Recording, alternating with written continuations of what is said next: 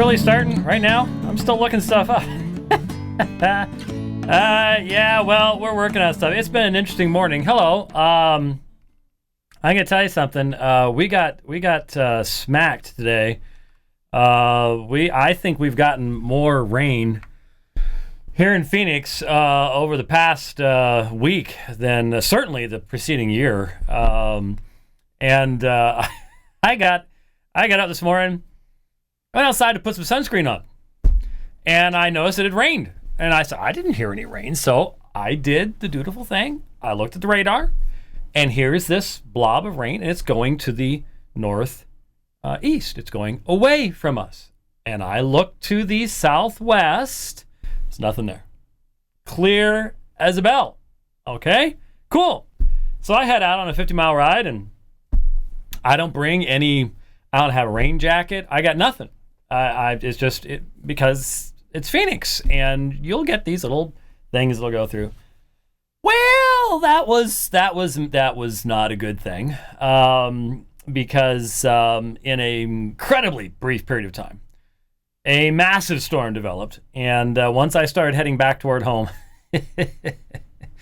well, I put a picture on Facebook while I was hiding behind a pillar at QT, and I discovered that QT, the things over the QT pumps are not meant to be waterproof, not by a long shot.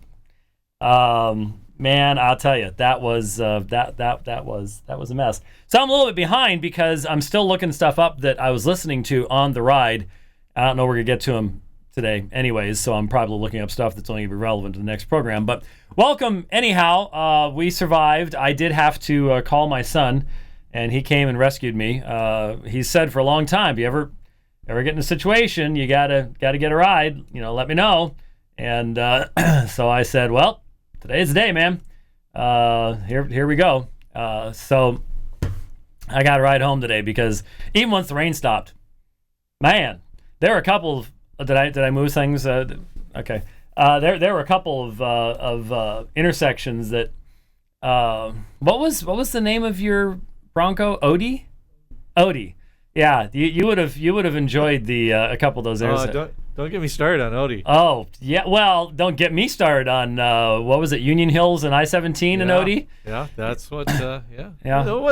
So the water's coming up over the hood, and you ended up having to do what with it? You just keep going. Yeah, and if I recall correctly, you had to take it to a dealership and have the engine washed out. No, the engine was fine. It was just all the differential seals, and there was water in the crankcase, and no big deal. Yeah. And how old were you then? Never mind.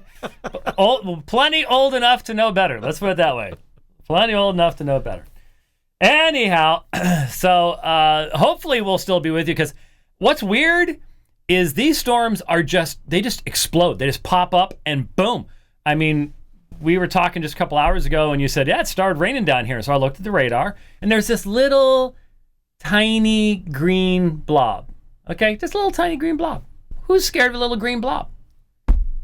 Boom! Orange and red and turning 35th Avenue into a river, and it was we have been getting inches and inches and inches, and that's not normal for us here, but we need it, I suppose. Of course, when it comes this fast, it just turns everything into mush, and you've got flash floods, and it all ends up in the Gulf of Mexico anyways, so I'm not sure how much it really helps us, but anyhow, Eric Keel is watching the Dividing Line live for the first time. Welcome, Eric.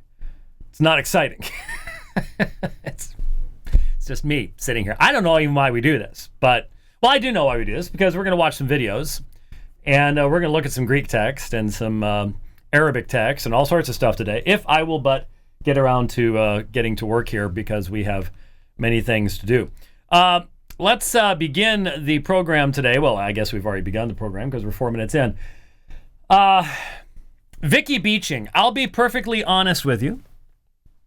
I had never heard of her till last year. All these.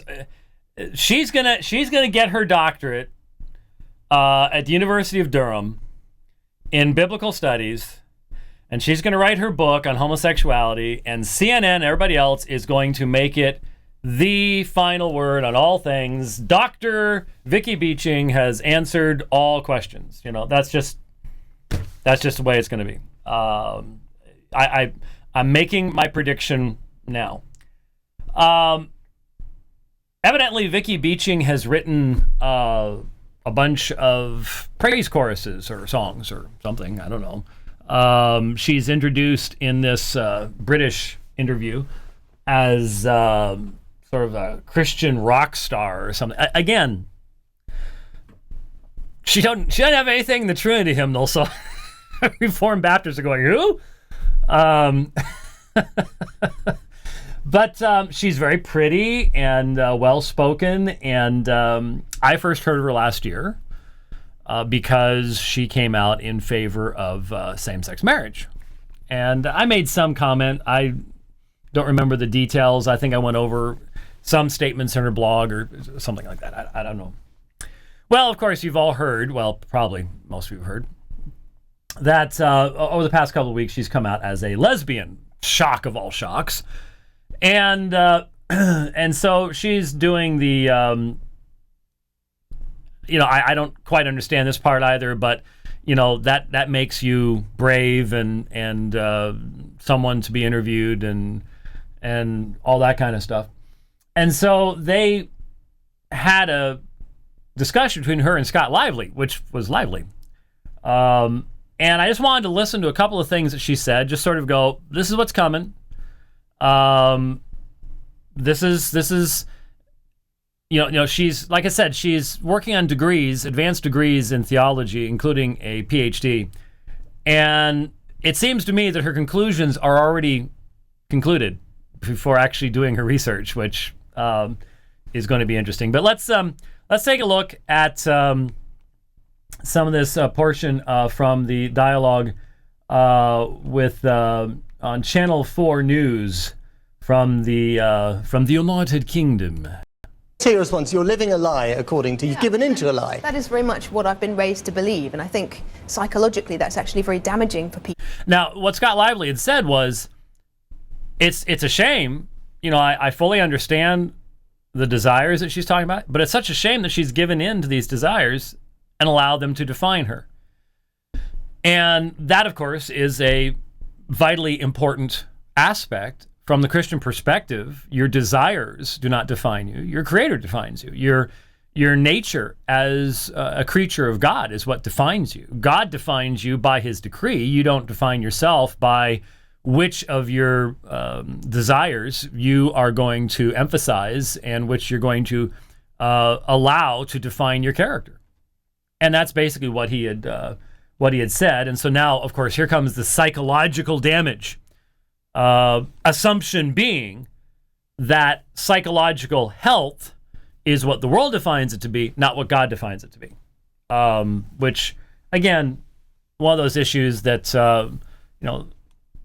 fundamentally, all the forms of Christianity that call itself Christianity, it's not really Christianity, but all the religion, all the forms of religion that desire to be associated with Christianity, that end up overthrowing God's moral law, will have as their ultimate authority some type of external concept anyways, and that's what you get here. It makes you feel like you're fighting against yourself, and I think many conservative Christians, maybe Scott too, would agree that it's actually a kind of demonic thing. So you begin to look within yourself thinking, actually these feelings are not only bad, but I'm being controlled by the devil. I mean, that's what I was told in Nashville. So I think actually it's about coming to terms with... That's what I was told in Nashville. Now, remember, she lived a number of years in the United States, and the earlier description of, the Bible Belt and, all sorts of stuff like that. And yeah, there are people like that. Well, the devil made you do it. Okay, well, if that's the kind of conservative Christianity that she's thinking of, I mean, there's some great folks in Nashville, but then you also have that form of non-thinking Christianity that it becomes cultural. I mean, everybody in my area is a Christian, so I go to church on Sunday. That's a problem as well. But trying to put it into the categories of, well, I'm being controlled by the devil.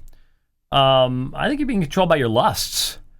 And if as long as you're being controlled by your lust, the devil doesn't have to really expend much energy with you at that particular point in time. I'm realizing we need to accept our sexual orientation as a God-given gift, rather than making it sound like it's a battle between who you're made to be and who you are.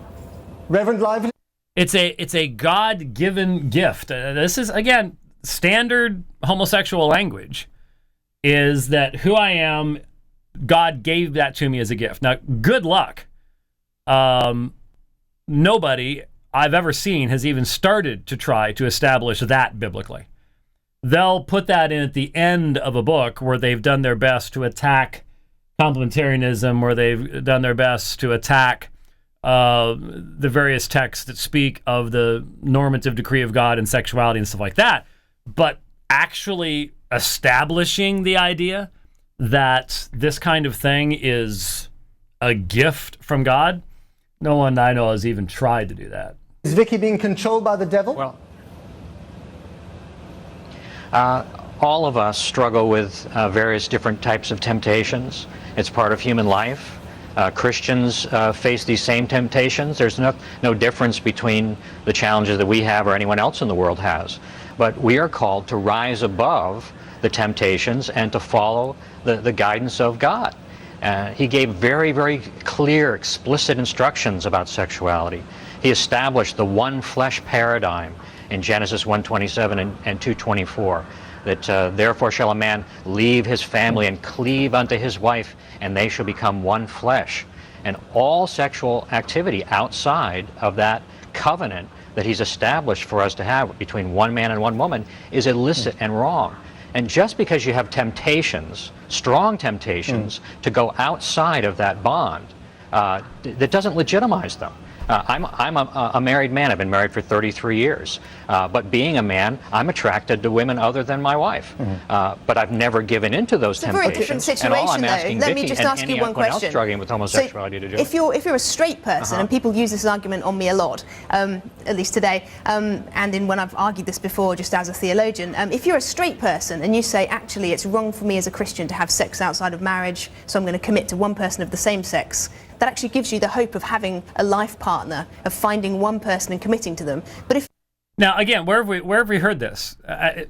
They're all just variations on a theme, but the themes, there aren't that many themes to be developed. I mean, sure, there's some, Matthew Vines has put a face on this, Justin Lee, but there's really not much new here other than don't you think it's better, though, that, we can have a lifelong partner to sin with? That's better than sinning with all sorts of other people. And it completely misses the point of the fundamental disorderedness of the desires and the giving in to those desires. She's already accepted the idea, this is who I am, this is how God made me, and therefore, this is the ethical and moral system that must be derived from that. There's really no reason to discuss Bible passages with someone who has already made that decision. They've already abandoned any meaningful discussion of what the Bible says here. They're just going to use the Bible to fit it into a pre-existing scheme. That's all they're going to do, and that's what she's doing. And so instead of looking at the biblical concept of marriage, what it's meant to represent, what it's meant to do, how it's meant to function, that's irrelevant. Now, I've got my desires. I've decided God gave them to me, though I didn't get that from the scriptures anywhere. He made me this way. And so, in light of that, this is what I'm going to do. And this is the sections of the Bible I'm going to hold to, and the sections I'm not going to hold to. And it's pretty easy to see what's going on here. saying that a Christian gay person actually can't have sex outside of that heterosexual paradigm at all. Well, it's a it means false there's no premise, hope Vicky. for them to have a partner. It's a false premise. There's no such thing as a gay person. So you do not think that people are born gay? It's an identity you adopt. So how come I can't change the way I Absolutely feel? not. I believe Absolutely God has not. made me the way that he's made me. It's taken Well- me 35 years to come to terms with that, and I believe it's actually part of my God-wired identity. Vicky, God has the power to help you to overcome your homosexuality. Now, he's going to try to get to 1 Corinthians 6, he's going to get talked over a lot. He's going to try to get there. He's not going to be successful in doing so. And it's especially difficult in his situation because he's on satellite, and you can see you're trying to talk to someone 3 seconds after they actually said what they were saying, and it just makes it next to impossible, especially on the other end. I mean, it may look like he's reacting quickly on his end, but anyway, he's going to try to get there. But how many times have I said it? I'm going to lose track, but I'm going to say it again. Fundamentally, this perspective is going to demand. That's why we took the time on this program in the past. Or if we haven't, I dreamed that we did, but I'm pretty sure we have. We've taken the time in the program in the past to bring up the Greek and to look at the fact that what the world is telling all of us is we have to change the tense of one verb. It cannot be what Paul said, such were some of you. It needs to be such are some of you. And then we have to take out the adversative. And we have to we just got to get rid of 1 Corinthians 6:11. We just got to get rid of it. Now, liberals do that very easily because once you begin with the assumption that the Apostle Paul contradicted himself, then you can dismiss anything the Apostle Paul said. And so 1 Corinthians 6:11 simply isn't relevant to you. That's the easiest way around it. Who knows what way Ms. Beeching will take to get around this particular problem that she has, but it remains a problem. Inclinations. That kind of teaching has been so damaging to me, and it damaged.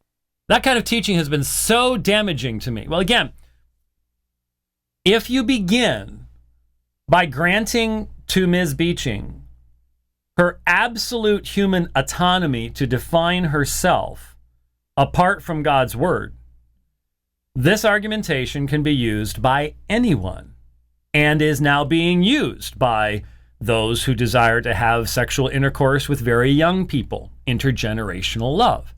Those who desire to have sexual intercourse with those who are closely related to them, incestuous relationships, intergenerational relationships, etc., etc. Polyamorous relationships. It's all over the place. God made me to need the love of multiple people. And why does it have to be, 2 men with 1 woman? It can be 3 women together. It can be a mixture of homosexuality and heterosexuality, and it's all just the way God made me, and this is God's gift to me. And once you start there, once you've granted that human autonomy, just be honest, Ms. Beeching, and say, I don't begin with biblical authority. I reject that.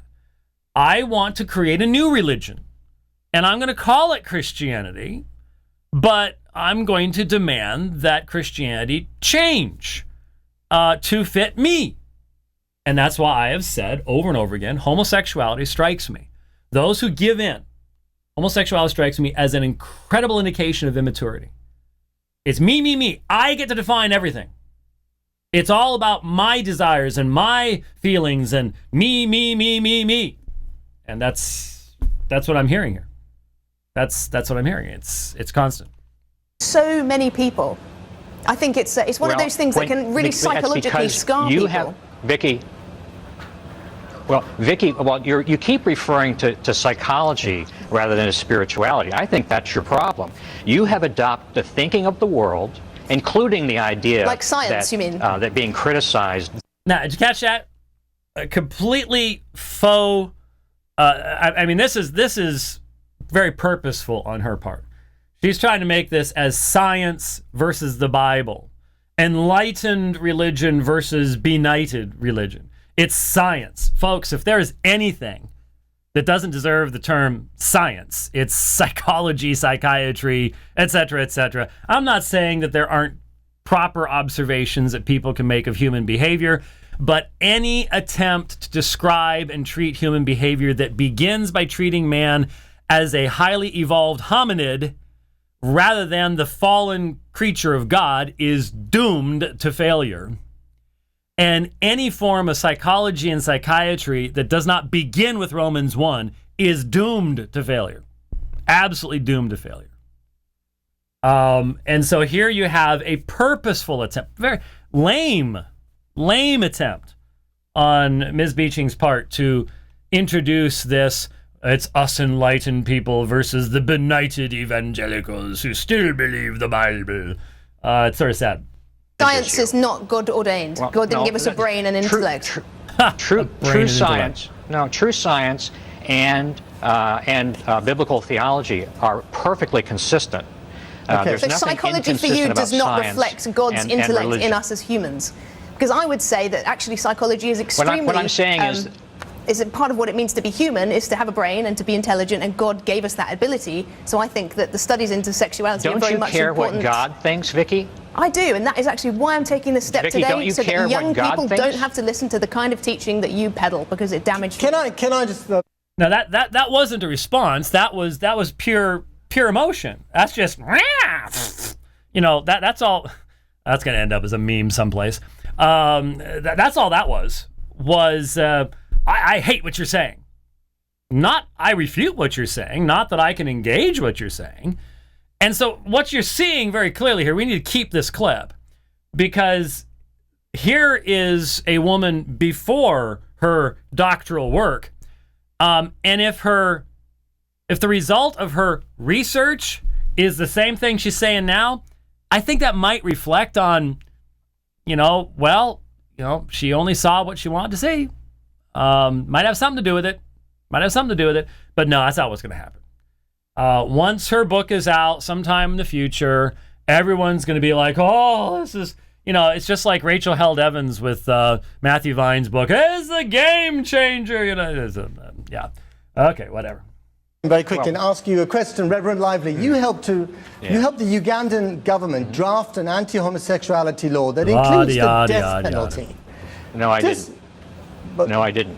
What does Vicky deserve some I've sort been of on your punishment show talking according to about your that laws? before. That's a lie. It's a lie. But that's a lie. I'm not going to respond to it.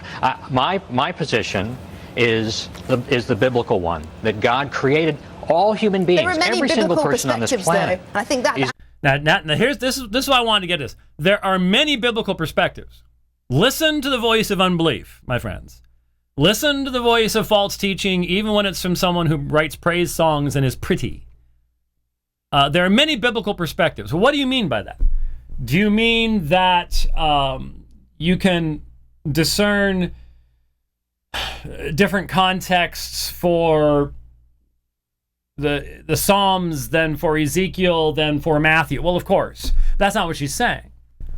What she's saying is there is no biblical perspective on human sexuality. And of course, there is. There is an assumed and clearly taught ethic from Genesis to Revelation, and the authors self-professedly claim to be consistent with one another on these matters. It's painful. Yes, sir? I was going to say, if you look at her tactic, it doesn't sound like there is any argument as long as she shouts you down before you get it out. Well, she also does seem to know that she has the advantage here. See, I've done stuff like this, and I know that if you are in the interview in the place where it originates, you've got the advantage. You've got the audio advantage. You've got the time advantage. And she's taking advantage of that. She knows these things. She's a smart lady. And so she's inappropriately using her advantages at this particular point in time, because I don't think her arguments are all that strong.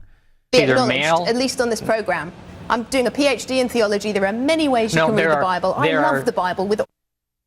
There are many ways you can read the Bible. I love the Bible. Well, I have a real hard time with people who say they love the Bible and then expend their energy seeking to undercut the message of the Bible and to teach other people that the Bible has no unified message, that it is merely a work of antiquity. I would not want to be in Ms. Beeching's position when she stands before God someday to answer for these kinds of things, but that's what she's doing. It's my favorite book. It's my favorite book. I have a PhD myself, and I also have and we can a agree doctor of law. disagree on the fact that those texts can be read in different ways. Those texts can be read in different ways. So, nothing new here. Nothing new here. We've all heard all this before.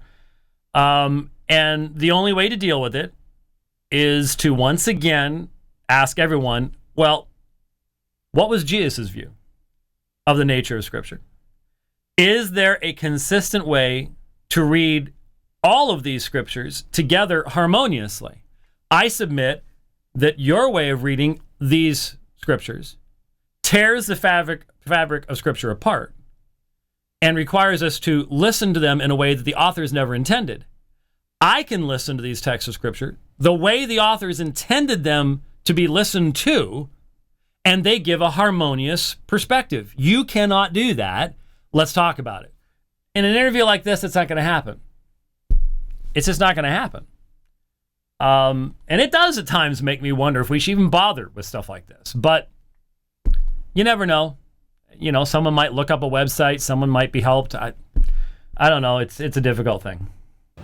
There are different there ways. are some for things example, that there are ambiguous in the Scripture. There are different ways to read the Scriptures on women, for example. We agree to Let me disagree on finish that. my sentence, please. Let me Please, ask I you let one you last. talk. Let me ask you one last You had the whole question. setup piece.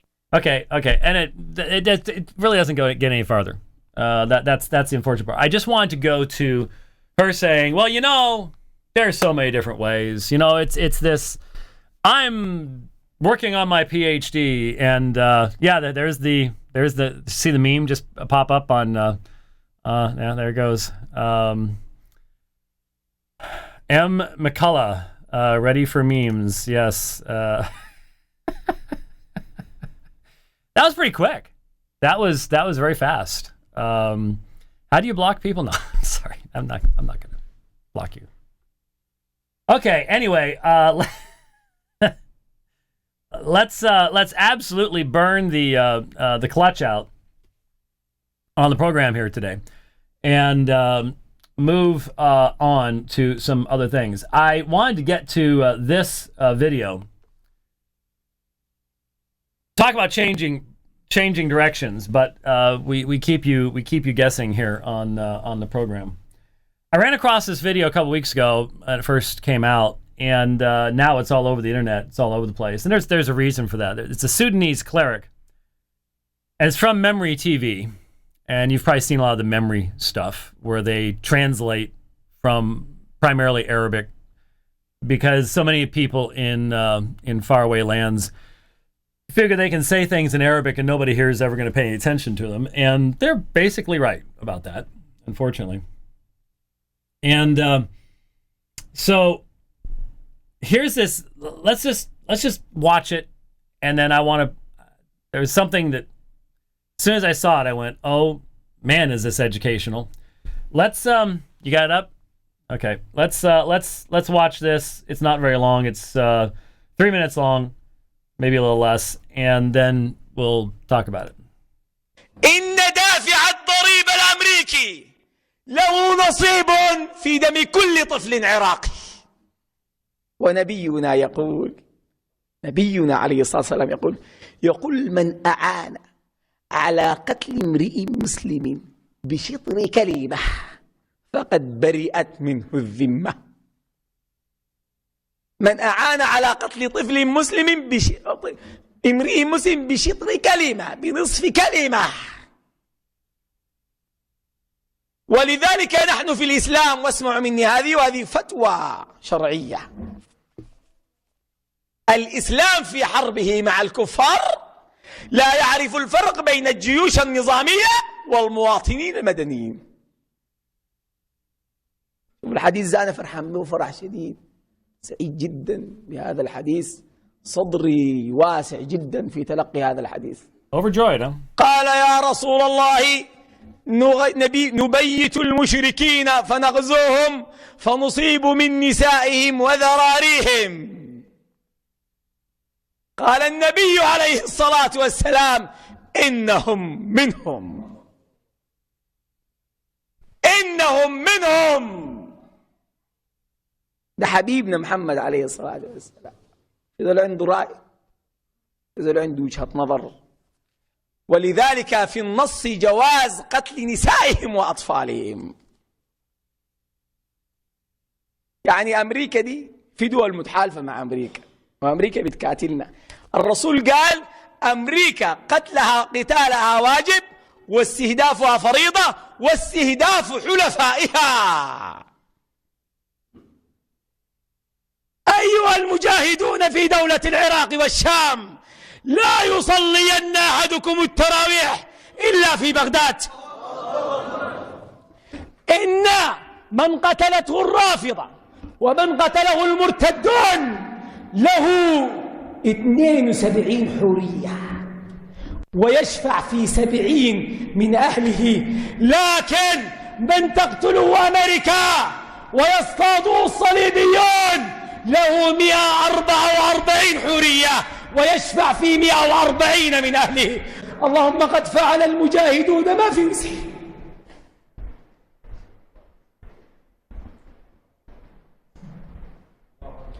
اللهم قد فعل المجاهدون ما في وسعهم. تركوا الديار والأهل، تحملوا الأخطار وقابلوا الموت. الله أكبر، الله أكبر. اللهم لقد فعل المجاهدون ما في وسعهم، هاجروا الديار والأهل. So there you go.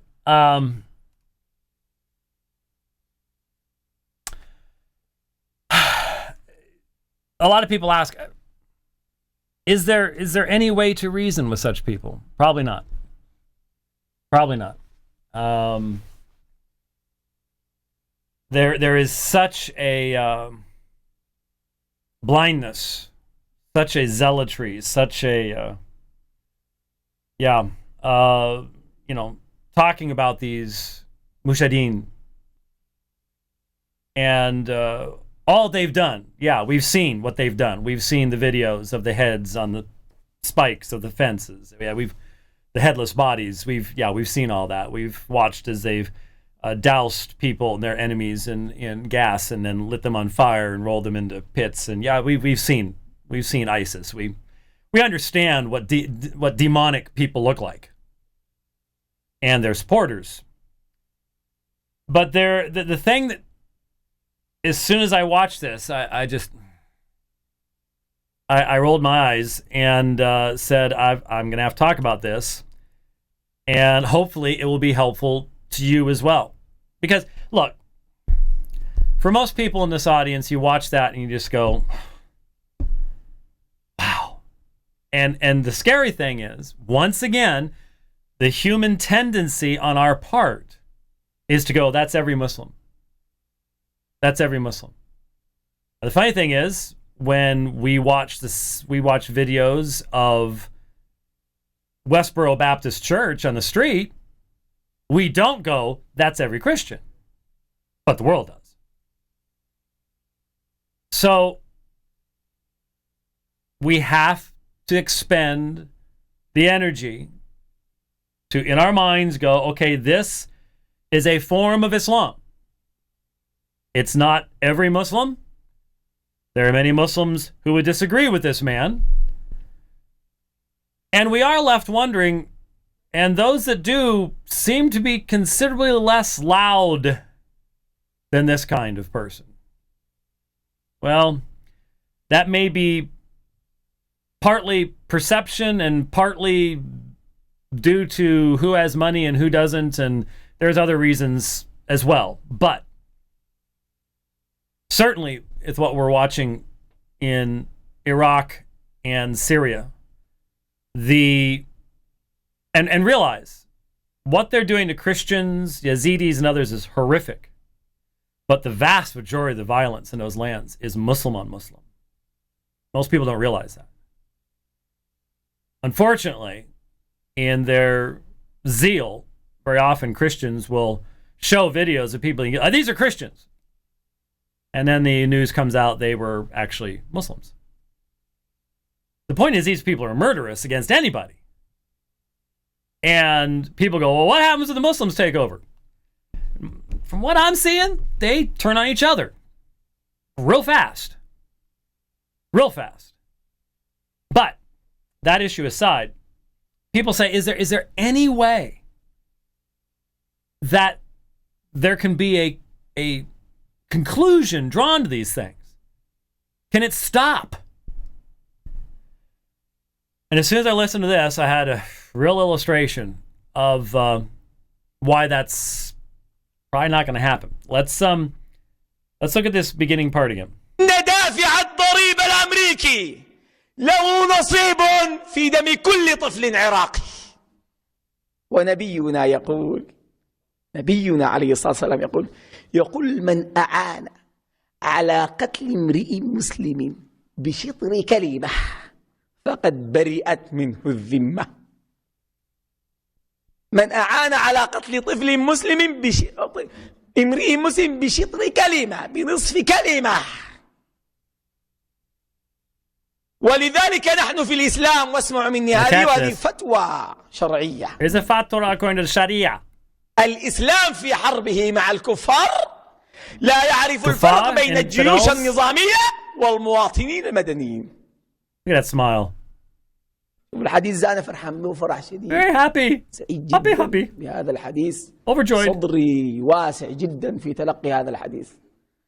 قال يا رسول الله نبيت المشركين فنغزوهم فنصيب من نسائهم وذراريهم. قال النبي عليه الصلاة والسلام إنهم منهم. All right, there it is. There's the hadith. Now, most of you know, past couple of years, haven't had to do it for a while, but I made it part of my routine while writing to listen to the hadith. I did Sahih al-Bukhari and Sahih Muslim. Long hours of listening to these things. And I remember when I encountered this hadith. Weird. I can't remember what I'm supposed to get when I go to Target. I'm the guy staying there in the middle of the grocery aisle at Target going, oh man, why don't I write these things down, text myself, do something? You know, staying there going, okay, was it automotive? No, was it a clothing item? Oh man. But I can remember exactly when I encountered this section in Sahih al-Bukhari. I was on Happy Valley Road, westbound, in the dark, between 75th Avenue and 91st Avenue. There's as you probably know, there's a hill there, it goes up over this. That's where I was. And why would I remember that? Because, well, let me read it for you. And let me read you what the happy Sudanese cleric somehow missed. I don't get one thing, by the way. If he's a cleric, how did he get to be a cleric without knowing this? I was overjoyed. Okay, I'm going to just overjoy everybody now. Sahih al-Bukhari, fighting for the cause of Allah, jihad. Hadith number 256. It's all available online if you want to look it up, by the way. I'm actually reading from www.searchtruth.com if you want to go there to track it down. Fighting for the Cause of Allah, book number 52 in Sahih al-Bukhari. Hadith number 256, narrated Asab bin Jathma. The Prophet passed by me at a place called Al-Abwa, or Wadan, and was asked whether it was permissible to attack the pagan warriors at night with the probability of exposing their women and children to danger. The Prophet replied, they, that is women and children, are from them, that is pagans. I also heard the Prophet saying the institution of Himma is invalid except for Allah and his apostle, which is not relevant to the preceding portion. So there it is. He was asked, if we attack the kafirs, the unbelievers, at night, it can get really confused in the darkness, and we might end up killing women and children. And Muhammad's response was, they, women and children, are from them, that is the pagans. So evidently, this means you don't have to differentiate between armies and civilians, according to... Now, here's the problem. First of all, this is a hadith. There are all sorts of questions concerning the rather artificial methodology that's been developed over the centuries for the evaluation of Hadith and the study of Hadith, and these are things that are collected years and years afterwards. They have to have isnad chains, but every Hadith has an isnad chain and a chain of narrations and so on and so forth. So there's all sorts of questions as to whether you can really trust that these words were spoken by Muhammad at all. But here's the real issue. And this is what I realized that very early morning, westbound on Happy Valley Road in the dark. Here's the next hadith, number 257. Narrated Abdullah. And by the way, I would just off the top of my head, I've spent a number of hours listening to lectures on hadith sciences, and Abdullah and the next one, Ibn Umar, significantly better sources, I would say. Asab bin Jathama doesn't, not a big source here, but anyway. Number 257, narrated Abdullah during some of the Ghazawat of the Prophet battles. A woman was found killed. Allah's apostle disapproved the killing of women and children. That's the next hadith. Very next one. How about 258? Narrated Ibn Umar. During some of the Ghazawat of Allah's apostle, a woman was found killed. So Allah's apostle forbade the killing of women and children. Now, it would strike me that if our Sudanese cleric was overjoyed by number 256, that he'd be very sad by 257 and 258. Didn't he read them? Didn't he read what's before and after? I realize that in the hadith, sometimes there's almost no connection whatsoever, but you would think maybe. And you see, what struck me was this was one of the many times that I'm riding along and I'm listening to stuff and I'm going, well, that's awfully self-contradictory. How do you put that together? And the response to how you put that together is you have your jurisprudence school and you have your scholars and they emphasize this hadith over that hadith, or you've got this kind of person who reads one hadith and ignores the next two hadith. Ahadith would be plural. And here's the real point. And I say this in interviews and I try to explain this to people because unfortunately we're trying to deal with a world religion while most of us don't want to know almost anything about it, let alone its sources.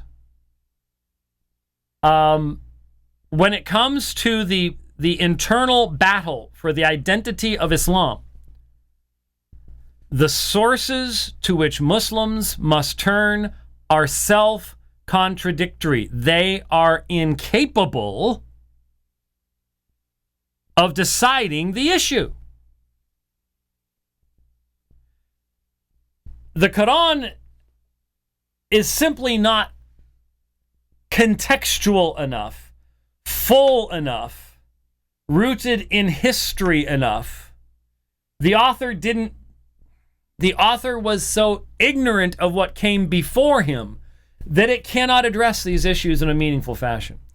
And so that is why the hadith has been so absolutely necessary to all of Quranic interpretation. Problem is, the hadith, the entire body of hadith, and we're talking primarily Sunni here because you throw the Shiites in and wow, their hadith are really weird. That body of material can be formed into saying anything you want it to say, depending upon the presuppositions that you bring to the text. So is ISIS a valid form of Quranic Islam? Sadly, yes. Is the moderate form of Islam practiced by many more Muslims where they're not trying to behead you every day? Can that be transmitted, traced back to a valid form of Quranic Islam? Yeah. What do you have to do with each one? What you want to find is what you're going to find. That's the problem. You can't, let's take, for example, when Christianity deals with Mormonism. Can we demonstrate that Mormonism is fundamentally incompatible with the biblical testimony regarding the nature of God? Without any question. Without any question. It's not something to where, well, it's just sort of where you start. No. The text, you can exegete the text. There are too many texts that Mormonism cannot begin to deal with. If you want to teach that Elohim is God the Father, Jehovah is Jesus the Son, Elohim had a wife, and they gave birth to Jehovah, who is a God who grew up on a planet that circles a star named Kolob, and you want to try to fit that into Isaiah, it ain't going to work. It's not possible. You've got to overthrow the authority of Isaiah. That's not the situation in Islam. There isn't that level of clarity in the fundamental scriptural source, in the Quran itself, and the Hadith. Just read them to you. Look them up yourself. Book 52, 256, 257, 258. 256, interpreted by this guy to mean, don't have to worry about the difference between the armed forces and the civilians. Kill them all. And the very next two, Ibn Umar. And I know Ibn Umar probably doesn't mean anything to almost anybody in the audience, but if you are familiar with Hadith, you know that both Abdullah and Ibn Umar are major sources of Hadith. Major sources, going right back to the earliest strata. Very important. Allah's apostle forbade the killing of women and children. I don't get the feeling this guy knew about that. I don't get the feeling.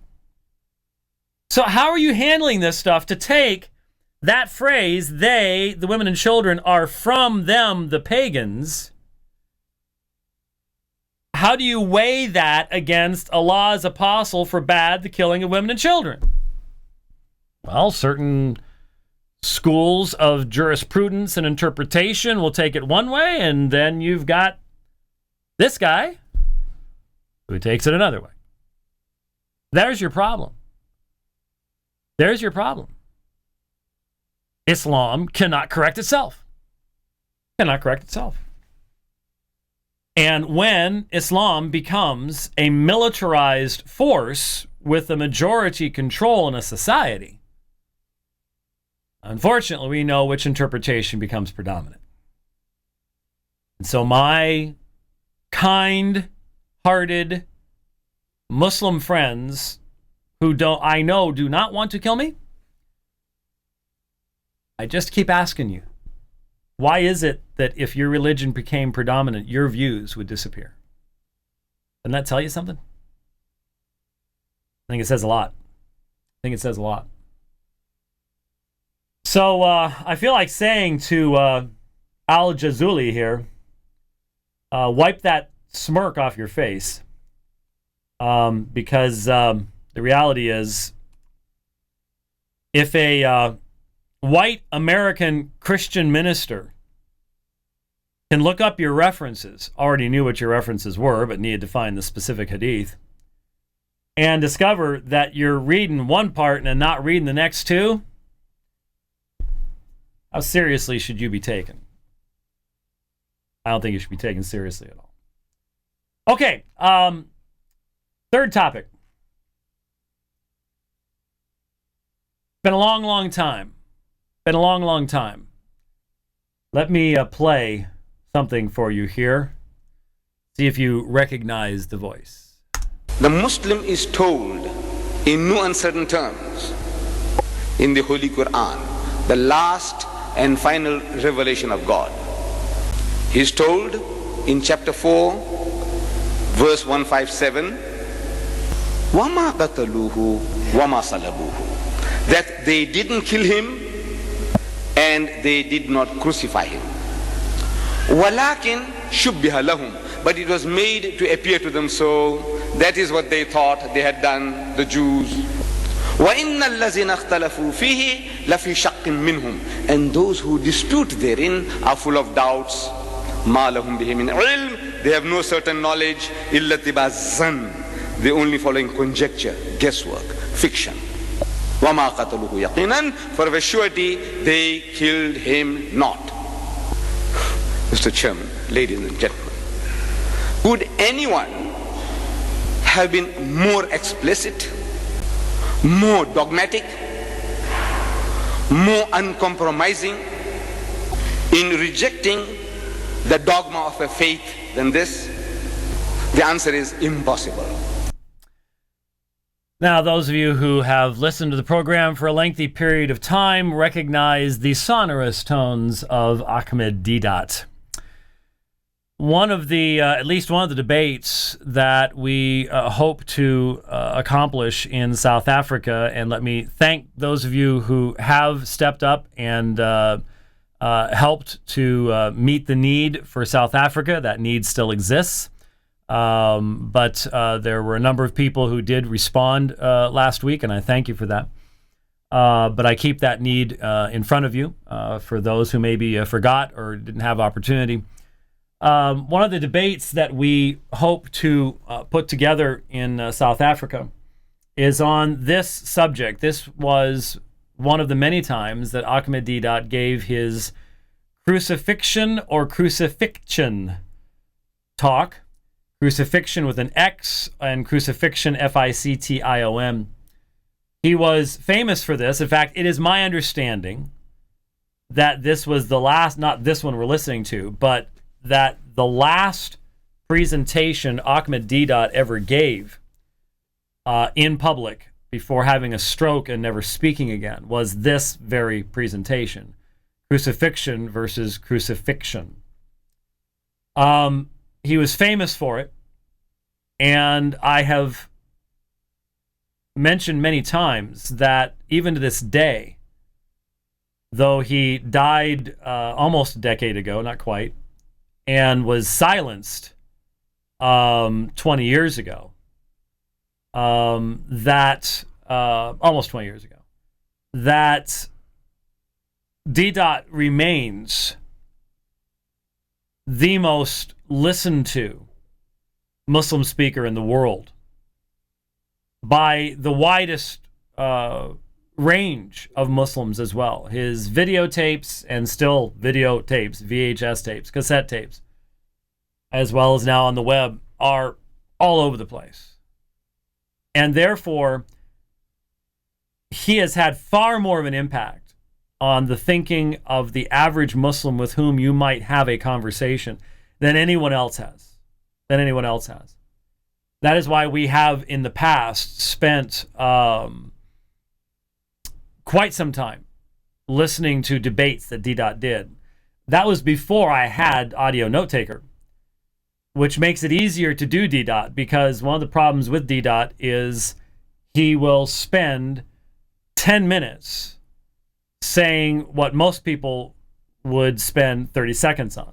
He was a storyteller and he was a showman. And that was one of the reasons he was so effective. He was a showman. He knew how to keep an audience's attention for a lengthy period of time, and that wasn't by being a good scholar. It was by being a good speaker. Frequently, the two don't necessarily go hand in hand. The average Muslim that you're going to speak to, there's a 90% chance that they've been influenced either directly by Deedat or by someone who was influenced by Deedat, and hence would hold these views and have the objections that he has. And in South Africa, it's 99%. But worldwide, it'd probably be 90%. There's a much higher chance that the Muslim with whom you're speaking has been influenced by Deedat than by someone like Shabir Ali or by any of the modern Muslim apologists. simply because of the audience that he developed, but also because of his ability to speak. And so one of the debates, as I said, is with a man who was converted to Islam by Ahmed Deedat, and who is presenting Ahmed Deedat's understanding of the crucifixion, which is what he was just introducing here at the beginning, quoting from Surah 4:157, the only ayah in all of the Quran that denies the crucifixion of Jesus Christ. This presentation is in book form, so I will be adding to certain of the points. But in this particular presentation, he gives a summary of 25 points demonstrating from the Bible that Jesus was not crucified. Certainly, if your heart beats to have the desire to engage a Muslim in a discussion of the cross, what we're going to do here and continue in the next program will be extremely important for you. Should be just tremendously important for you to listen carefully, to take notes, to download the program, have the file available, etc., because we're going to go through all of those points. And I'm going to be inviting my future opponent to listen very carefully so that the debate can be the best debate that it can be. Once again, I will be the one who will make the effort to say, here's what I'm going to say. Here's my position. You're defending this man's position. Here's all my arguments demonstrating his position is false. Obviously, that might result in my opponent saying, can't debate that because you're right.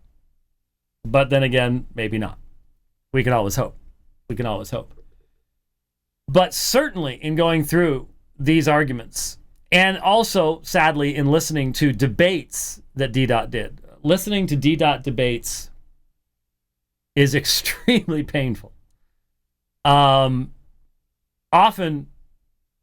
because of Deedat's behavior, but also more often because of the really bad performance of those that he chose to debate. There were some people who debated him well. They don't emphasize those.